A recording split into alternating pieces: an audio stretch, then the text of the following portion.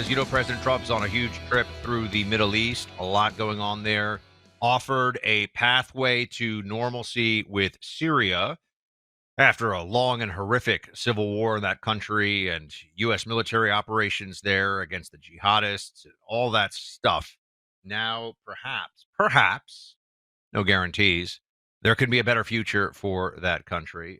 He's got deal making happening with the Saudis, deal making happening with the UAE, with Qatar, and perhaps with Iran as well. That remains to be seen. Those details remain to be seen. But there's also Trump speaking to the troops in Qatar. We have a very large military base there, and he decided that he was going to address them directly. I wanted to let you hear from some of this. We'll talk about how the military and recruitment and all that is going under the Trump administration as well. But this is cut 8. Trump saying some words to the troops. The real strength of our military doesn't come from its fighter jets. It really comes from our people. That's you. It comes from our people. You're unbelievable people. The aptitude and all of the things you have to do what you do. I look at some of those engines, and I'm a pretty smart cookie. I would tell you I'm real smart. And I look at you, and you take those engines apart and put them back together, blindfolded, and fix them up. It's amazing what you're able to do. And then to fly them, just incredible. You're incredible. You're a very special group of people.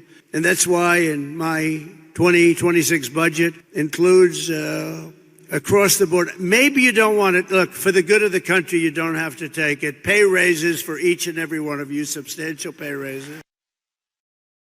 Pay raise for the military, Clay. Recruitment already up substantially under the Trump administration and Secretary of Defense Hegseth's tenure. Turns out that the people that you want fighting your wars or preparing, rather, the defense of your nation in the event of war, want actually the business of the Pentagon to be warfighting and the focus of it to be on warfighting and not a big social justice experiment and a bureaucracy where people just show up and it's not really clear what anybody's doing.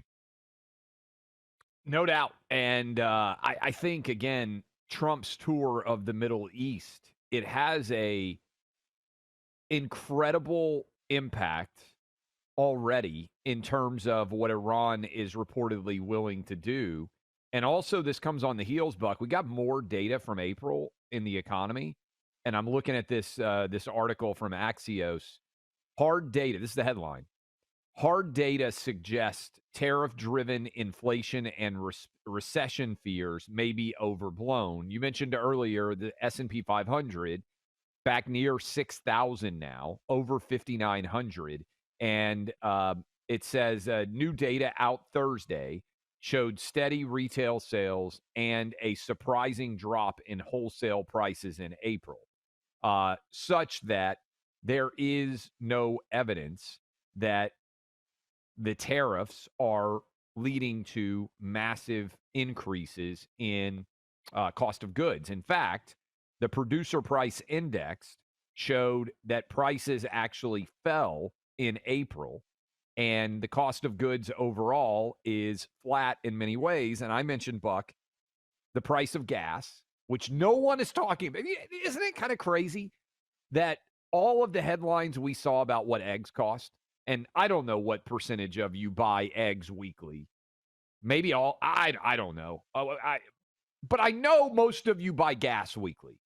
And I know most of you, when you gauge what things cost, you don't look necessarily at one product when you go to the grocery store. You buy whatever your usual groceries are, and then the price comes up, and you're like, boy, that's been a lot more than I expected. Gas is really easy. Remember when people started putting the I did that picture of Joe Biden next to the gas gauges, little stickers you would see all over the place? I saw them all over my neighborhood. Gas prices are down 50% since Joe Biden was in office. They're approaching the lows that were set when Trump was in office. And you just played that clip from the Middle East. Well, you know what happens when you have good relations with people in the Middle East? They pump more oil and gas. They actually want, instead of, they have a cartel. They can control basically to a large extent what the price of gas is. OPEC. OPEC's pretty powerful. And right now they're like, hey, we have a good relationship with the United States. We're fine with producing a lot of oil and gas. It also is cutting the economic engine out of Russia when prices for oil and gas in Iran, which they sell on the black market to a large extent, when overall prices are low, the fact that you can get cheaper oil and gas from Russia and Iran because they're having to sell them on the black market means that the money that is pouring into those countries is declining. It should be a massive story. What price we're getting for gallons of gas right now, almost no one's writing or talking about it. And if you really are concerned about the war in Ukraine, do you know one of the best things we could do to cut economic engine and the economic power of Russia away? Lower gas prices. Do you know the best thing we could do to delegitimize the powers of the Ayatollah in Iran? Lower gas prices. It's a huge friggin' story. Google it. Hardly anybody's talking about it. But the price of eggs, oh my goodness. We got to know how much your scrambled eggs cost. It's really goes to what stories are focused on. And I'm telling you, yesterday when I saw a 265 gallon of gas in South Nashville, I bought over the weekend, I think it was 287. Prices keep coming down, Buck. This is where most people, normal people, judge the economy based on what they have to pay to fill their gas tank up. That's just Well, the reality. there's something else that I think Trump instinctively knows and has known his whole life and has lived his whole life, which is that the American economy is the single greatest wealth generation machine ever devised in the history of existence. Okay. Nothing has ever been anywhere near what America has been for, let's say, certainly the last 100 and something years. Okay. America has been an incredible wealth generation machine. If it is allowed to continue to do what it does, it will also continue to make all of us wealthier. And I mean that every single one of us as a people. It means, this is when you start to look at what was the access to, if you look at somebody in the 1950s who was really rich, you look at somebody today, okay, I mean, your access to much better healthcare, much better food, much better entertainment, much more comfortable everything. I mean, we are all wealthier, actually. This is what people get very much into, and Naval Ravikant, who's a thinker that I sometimes cite on the show, does a very good job of explaining this. We get into status a lot of the time. Wealth and status are not the same thing, right? You can talk about everybody getting wealthier in a country, and there may be people who still say, no, no, no. And it's because they don't think that they have more than the people they want to have more than. But that's not the same thing. I think Trump understands. So that's the status versus wealth paradigm. We all have actually gotten wealthier as a nation. I'm talking about now over 100 years. Yeah, recently there's been some, or there have been years. You look at 2008, things have turned a bit. But as long as we don't mess up this amazing thing called the American economy too badly, it's going to continue to do what it does, which is create a wealthier and a more prosperous America all the time. Democrats are always so focused, Clay, on hyper regulating it and dividing the spoils within it and finding ways to carve up the pie. They don't even stop to think this pie is getting bigger every year. Yes. How do we keep this pie growing and getting bigger all the time with, again, the Democrat mindset, because it's about equality in their minds. It's about status. And if I feel like there are too many people who have, this is why Bernie Sanders goes around. Billionaires have no impact on 99.9% of Americans' day-to-day lives. Okay. It doesn't matter that there are 1,000 billionaires or something like that in this country. But it's a fun way to divert people from, hey, what are you actually paying in taxes in your state? How good is your health care that you're being forced to buy because of regulations? What's actually happening with inflation chipping away at your savings? Like, those are real things that affect you. Your analogy on the pie is actually the way that I see the country. I didn't like living on the East Coast because it felt to me like everybody was like, there's only 12 slices. We're going to have to fight you to see who can get the most slices. Like the East Coast, I would argue, of all the parts in the United States, is the most focused and status conscious. You getting something means somebody else loses something.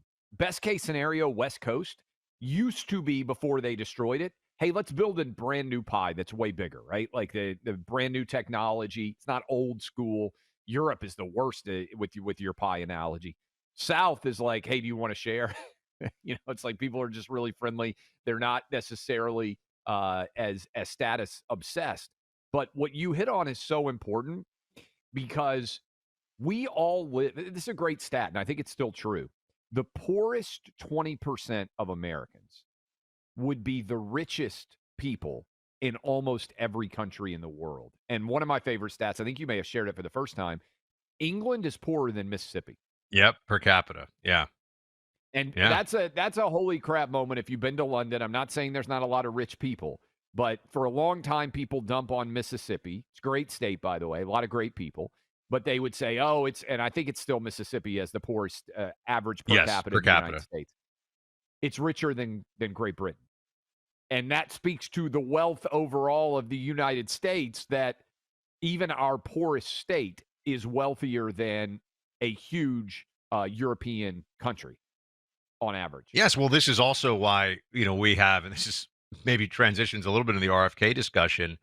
We have become a society where the challenges of and the diseases of abundance are far more of a problem than diseases of scarcity, whether it's eating way too much and obesity and the health challenges from that. That's obviously an overabundance issue. I mean, it is, we were talking about the grocery store thing yesterday, and maybe this just makes me sound like, I don't know how many ever watch Perfect Strangers, but I sound like Belky Bartakamis, who is I think he's supposed to be like a Greek immigrant or something. And he's just like, oh, what a, amazing country. But I walk into the grocery stores around here, Clay, it's just like a vast reservoir of food. It's unbelievable how much produce and food Americans have access to, and we don't even think twice. And I've been in, you've been in places too. I mean, you go to the Caribbean. Caribbean's poor. A lot Yeah. of parts in the Caribbean are poor. I live there. There's some, yeah, that's what I mean. But I'm saying, it's truly poor, right? I mean, Haiti's one of the poorest countries on the planet. You go around here, you just take all of this stuff, all this stuff for granted a lot of the time. And I just think that with Trump, what you have is somebody whose focus is letting the greatest wealth generation machine in human history, which there is no argument that America is that thing, letting it just do its thing. Like ride this show horse all the way to the finish line. With Democrats, they sit around and they have committees about like, well, what about the other horses? Like, how are they going to feel? Like, what about no, let's let the American economy. I mean, it's a little bit of a Calvin Coolidge thing. Let the business of the American people be business. And I just think that you're seeing the early stages of that, and it doesn't have. We don't have to have the sclerotic bureaucracy that is choking off so much wealth generation, creativity, and when you start to think about this country versus other countries, I mean, you just look at GDP per capita wealth, Clay. China we think of as our nearest competitor. I think Chinese GDP per capita is like a third of ours. I'm going off the top of my head here, but I mean, it's a fraction of And what not it only is that, here. what they find is it's very hard to take the proverbial next step to actually challenge us, because this goes back to historically Japan was going to pass us. If you looked at all the projections, Yeah. China's peaked. I think China's already begun to decline. And that's what can make them a little bit scary right now, because sometimes, as we know historically, it's not when you peak that your power is at its most, it's when you start to lose power that sometimes you overreach, which But could happen with Taiwan, things like I that. just think everyone should always be very cautious about listening to the catastrophists and the high priests of resentment, because that again, that gets you back into that status. This is what Marxists do. This is how communism gets going. It's as long as they're making the right people miserable, they can make you miserable too. Is kind of the way that over-regulated, over-controlled economies function. And Trump takes the approach of how do we do what is going to be best for the most. 100 times out of 100, the way to do this is to try to actually grow the American economy, and we will all get richer. And there are a lot of ways we could even look at this ourselves. But I just think that the catastrophism stuff it's so yeah, we have to watch the debt. That's what I mean. We can't just let this machine get destroyed, but it actually works. That's my fundamental thing. Like Trump knows that it works. If you live in a house, you know it already. Roof collects a lot of rain. In a perfect world, all that rain runs right out of the gutters, but we don't live in a perfect world. Your gutters get clogged. Mine get clogged with wiffle balls, footballs, even occasionally. The little Nerf ones, all different sorts of stuff can get stuck in your gutters. And when rainstorms come, suddenly you find out that you don't have the clean gutter that you thought to. Maybe you start to get a little bit of flood in your roof. Maybe you start to have all sorts of issues. Why not get that taken care of forever with Leaf Filter? Right now, you can get 30% off with leaffilter.com. Gutter clogs aren't just a nuisance, they can cause extensive water damage. Let Leaf Filter take care of you. They'll clean out, realign, seal your gutters before they install Leaf Filter's award-winning patented technology. This is America's #1 gutter protection system. Schedule your free inspection and get up to 30% off your entire purchase at leaffilter.com/Clay and Buck. That's LEAF filter.com/Clay and Buck. See the representative for warranty details.